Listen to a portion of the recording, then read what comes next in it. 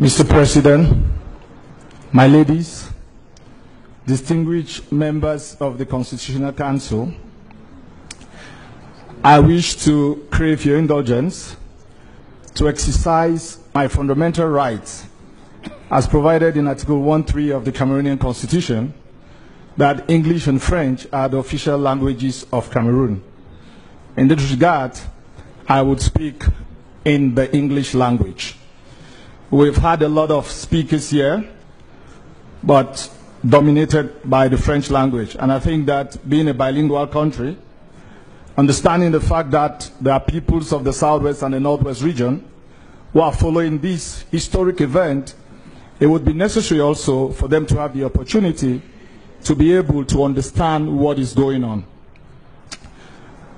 My permission being granted, Mr. President, I assume, I wish to start by saying that on the 17th of January 2017, myself, Barrister Nkongho Felix Agbor Balla, living in the historic city of Boya, and Dr. Fontaine Niba, the Secretary General of the Cameroon Anglophone Civil Society Consortium, were arrested, chained, and brought to Yaoundé. We were tried in a military tribunal on 8 counts of secession, terrorism, incitement of civil war, group rebellion, attempting to change the form of a state, spreading false information over the internet, amongst others. One of our lawyers was called Professor Maurice Kamto. He defended us in those trying and difficult moments where our lives, liberty were at stake, where we were facing the death penalty, for trying to improve the lives of the people of this country, for fighting for the rights of the people of the English-speaking Cameroon, and to show that this country is one and all of us would respect it. But I'm not here today because Professor Maurice Kamto was my lawyer. I'm not a politician. I don't belong to the MRC. But I'm here because Professor Kamto incarnates the values of justice, of unity, of peace that we need in this country. I'm here because the unity of this country is at stake. This court has a duty to ensure that we live here, that justice, the perception that an election can be won through the ballot box should be respected. Otherwise, we would have given credence to those who believe that no change can come through the ballot box in Cameroon. It's in this regard that I look at Article 48 of the law that created the Constitutional Council. And it says, the Constitutional Council shall ensure the regularity of presidential, parliamentary elections, and a referendum. They shall ensure. The draftsmen use the shall, which in law is mandatory.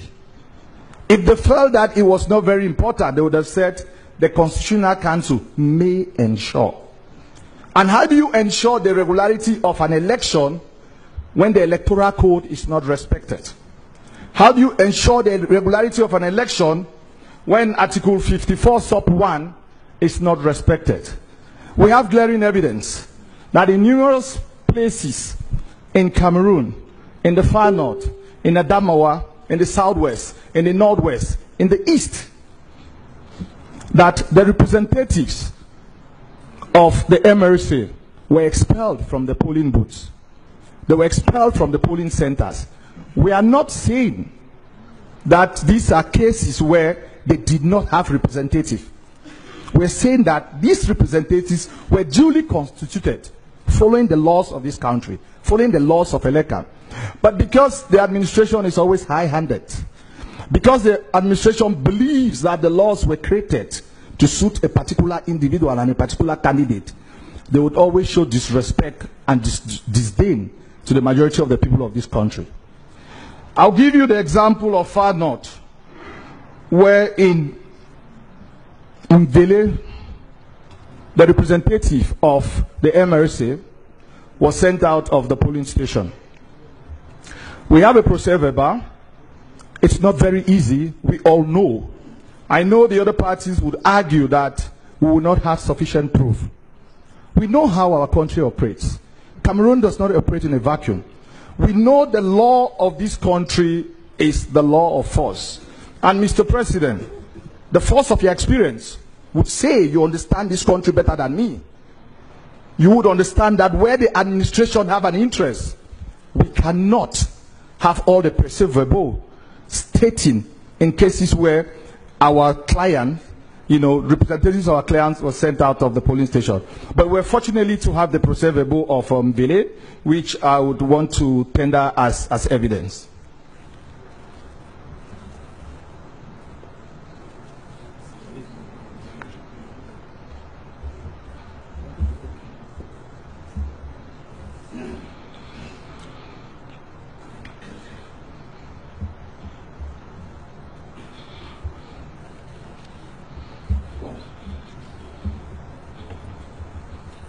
Continue. In Binka and Bot, in Cambe subdivision of the Dunga Mantung found in the northwest regions, we have instances wherein the duly constituted representative of the MRC, they were sent out of the polling station. I don't know, I think the French word chasser is a better word to use. They were expelled. Ils ont chassé. For what is the reason? Because they felt that the interest of a particular candidate must be protected. Not the interest of the Constitution. Not the interest of the Electoral Code. Not the interest of Cameroon. We need to protect the interest of Cameroon. No individual in this country, and I repeat, no individual is bigger than this country. Cameroon would outlive whoever is the president today or tomorrow. But we need to fight for the people. And it is this august body that when your institution came into being, there was celebration across the board in this country.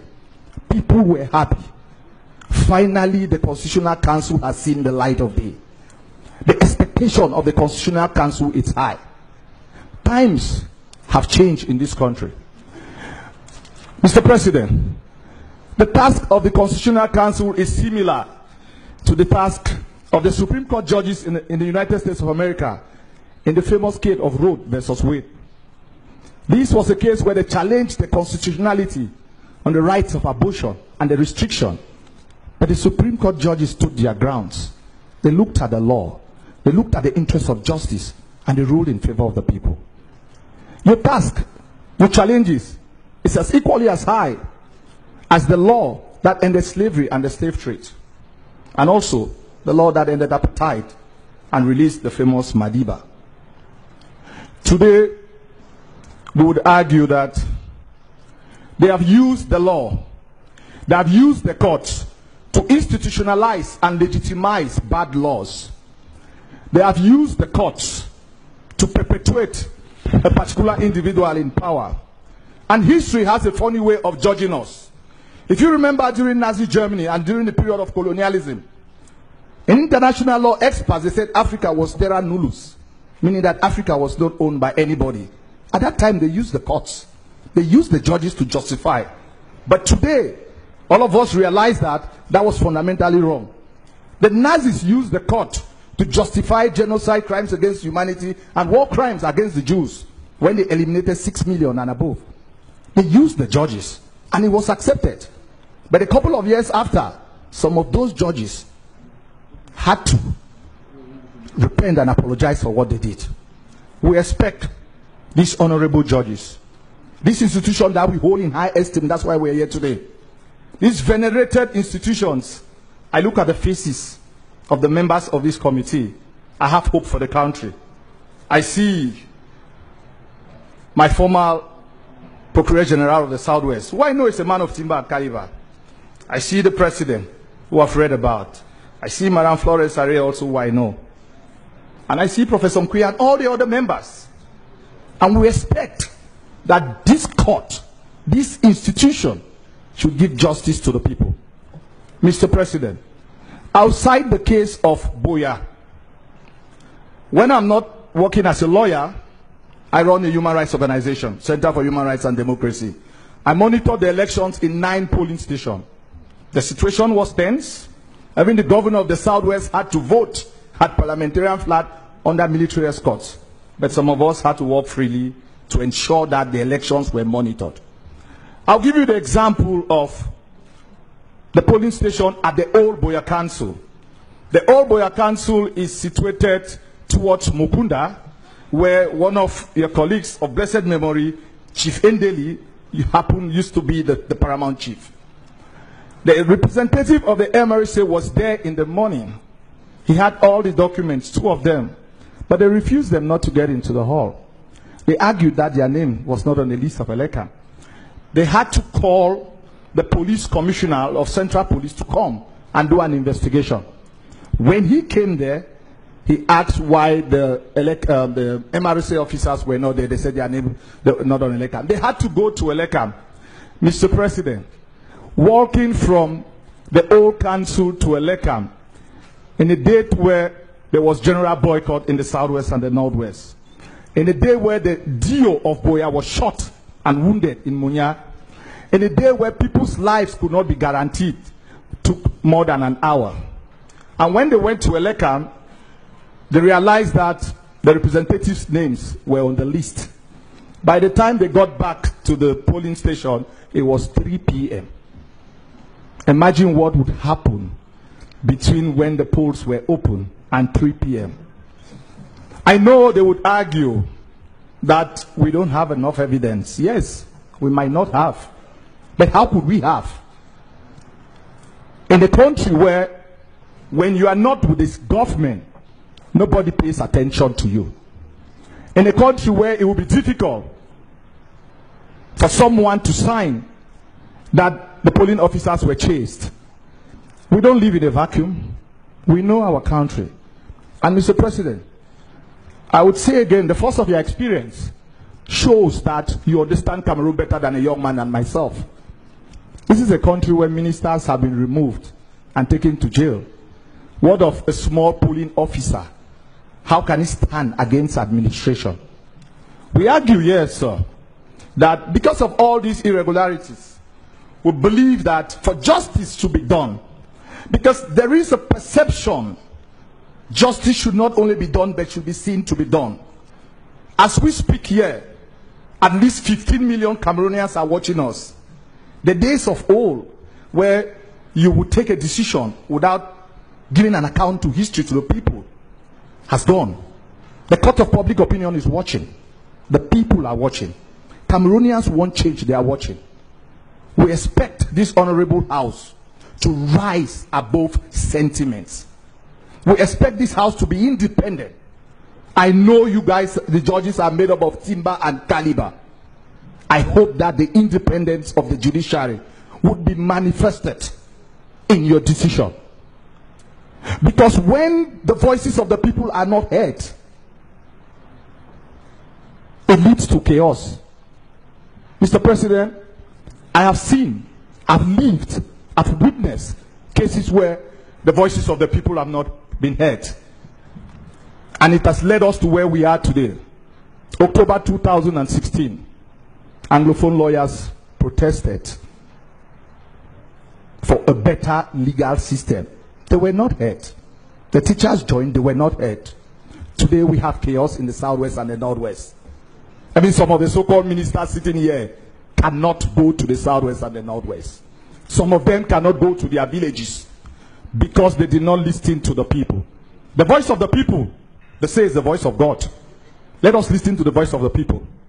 Let us listen to the voice of Cameroonians who are yearning for change. Cameroonians who want this country to change. And it is in the hands of this Constitutional Council to address this issue. Mr. President, based on the fact that the representatives of the polling station of the MRSA in a couple of places that we've manifested were not allowed to be in the polling station, we urge this honorable house to cancel partially those areas that the representatives were not there. Because this would just respect Article 54 sub 1.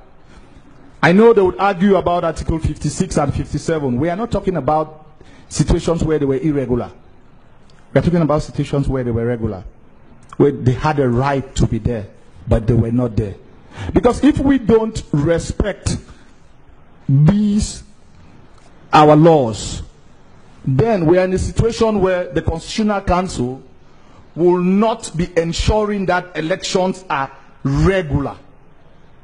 I looked at the dictionary, the meaning of regular, and it said normal, and it said just, and it said well organized. Would you say the elections were well organized in a case where, or in cases where the representatives of a political party was expelled from the polling station? Would you say the elections were regular, were conducted, respected the basic and fundamental rights of candidate Kamto in a situation where his or polling officers were expelled? The answer, Mr. President, would definitely be in the negative.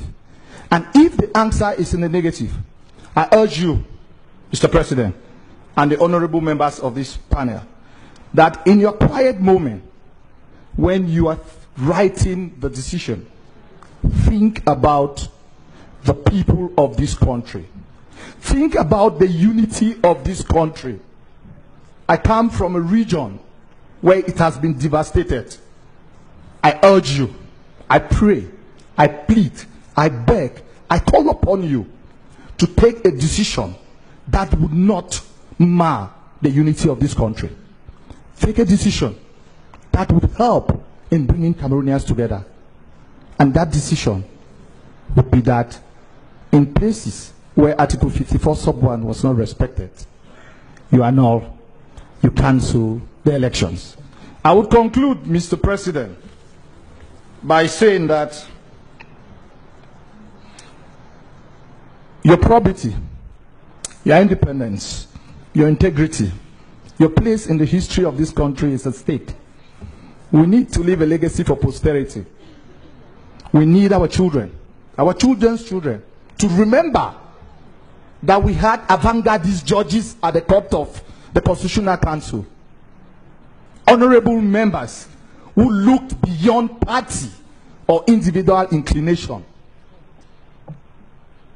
That is why justice is blind. The scale is always blind. Because it's no respecter of person. The law should be equal. Each and every one should be equal in front of the law. Let us not get carried by the fact that a particular candidate appointed us to this august institution. No? Let us look at Cameroon. Because Cameroon is bigger than everybody. Cameroon is bigger than President Kamto. Cameroon is bigger than President Paul Biya. It's bigger than each and every member of the panel. Everybody here, we would go, but this country would remain. And if we love the country the way we claim we do, let us take a decision that posterity will judge us right. Thank you, Mr. President. Merci.